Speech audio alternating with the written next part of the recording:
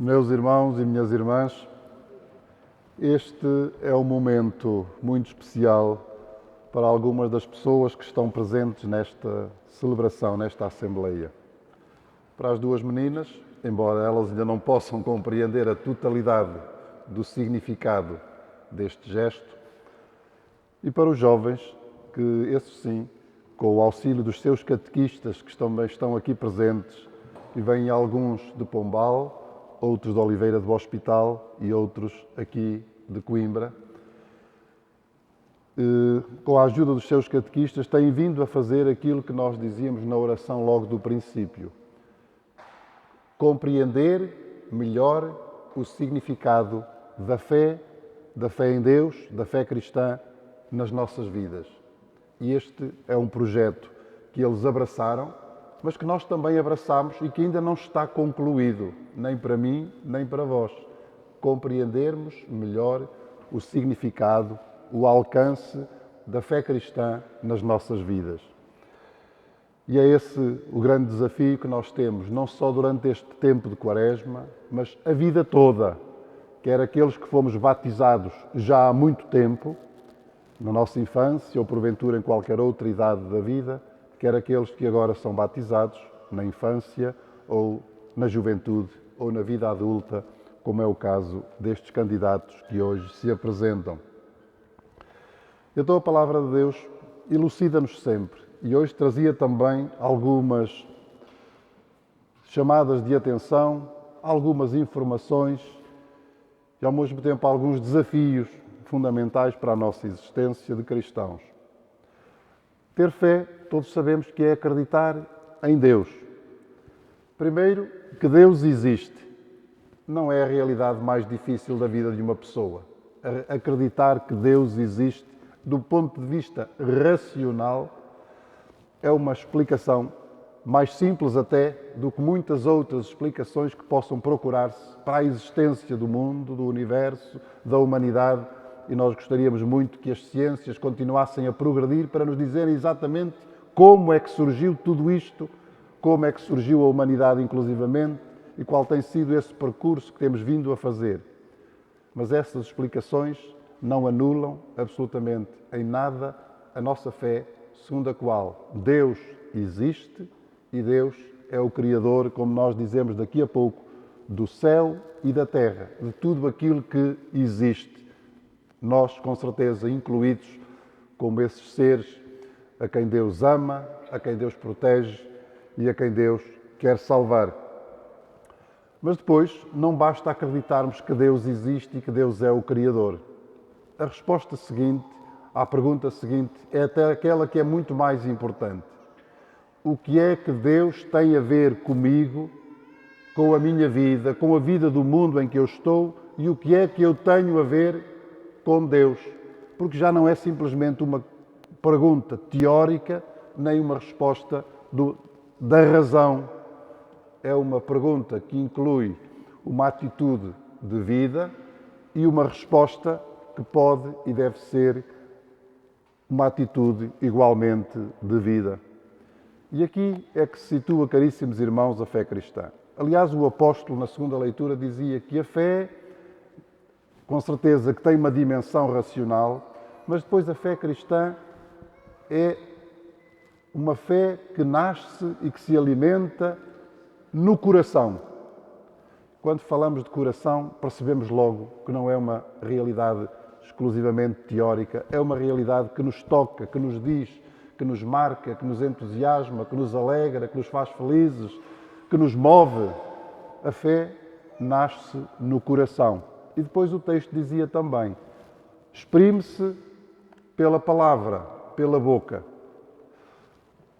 É evidente que não é exclusivamente pela palavra. Neste caso, o termo significa a totalidade da vida. É aquilo que nós dizemos, mas é aquilo que nós sentimos, é aquilo que nós pensamos, é aquilo que move a nossa própria existência.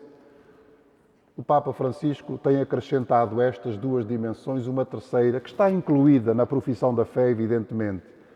Fala nas mãos, para dizer que é uma realidade em que se acredita com o coração, É uma realidade que se professa por meio das palavras, que exigem uma compreensão, e é uma realidade que depois se concretiza com as mãos, isto é, com os atos, com as ações, com a vida.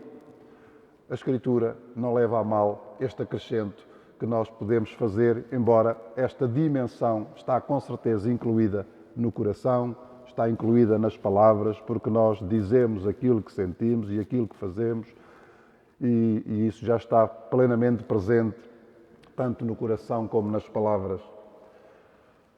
E é isso, caríssimos amigos, caríssimos irmãos, que nós estamos aqui a fazer, a manifestar que acreditamos neste Deus com o auxílio da nossa razão, que o acolhemos no coração para que se transforme, para que se faça vida em nós, que o professamos com as nossas palavras por meio daquelas fórmulas que a Igreja nos tem vindo a oferecer ao longo dos tempos, assentes na palavra da Escritura, que é a palavra revelada, para se tornar tudo isso a nossa vida, o trabalho das nossas mãos, na construção de nós próprios e depois na edificação da Igreja e do mundo em que nós vivemos, a partir de um conjunto de princípios que felizmente nós tivemos a graça de aprender por meio da revelação das Escrituras, da Bíblia, culminando com a palavra, com a atitude, com os gestos do Senhor Jesus, que ofereceu a totalidade da sua vida por nós,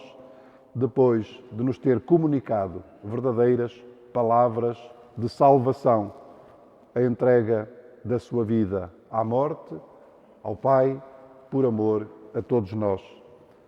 É esta fé que nós depois procuramos viver na Igreja, e o texto da primeira leitura, como que fazia alusão a essa dimensão religiosa ou cultual da nossa vivência da fé, com a gratidão a Deus, expressa das mais variadas formas, e que procuramos viver nas circunstâncias em que a vida e o mundo nos oferece possibilidades de concretização. A nossa vida familiar, a nossa vida laboral, a nossa vida social, que inclui economia, política, ética, moral, tudo aquilo que faz parte da nossa Constituição e do nosso sermos pessoas, tem que estar absolutamente incluído na vivência da nossa fé cristã. É evidente, e todos estivemos muito atentos, que o texto do Evangelho de hoje nos procura trazer algumas precauções, falando da pessoa de Jesus, o Filho de Deus. Diz que ele, no meio das condições, das circunstâncias da sua vida, foi tentado a desistir do seu percurso, do seu caminho e da sua missão. Aquelas tentações que o evangelista situa numa região do deserto e utilizando imagens que faziam parte da vida das pessoas ali todos os dias.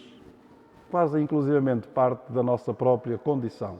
A necessidade de pão, o confiarmos demasiado em nós próprios, que nos leva a pensarmos ser super homens, super mulheres, super qualquer coisa, capazes de ultrapassar todas as dificuldades e problemas, e ainda a questão do poder, que nós ligamos muito frequentemente àqueles que são, por profissão ou por circunstâncias e por situação, senhores do poder terreno, porventura legitimamente, mas a questão do poder que também nasce frequentemente dentro do coração de cada pessoa, de cada um de nós. É uma forma de dizer que temos de fazer uma escolha na vida entre Deus, a quem adoramos, e porventura as coisas, os bens, ou até, quem sabe, as pessoas, ou até as nossas próprias inspirações interiores. Temos de fazer uma escolha.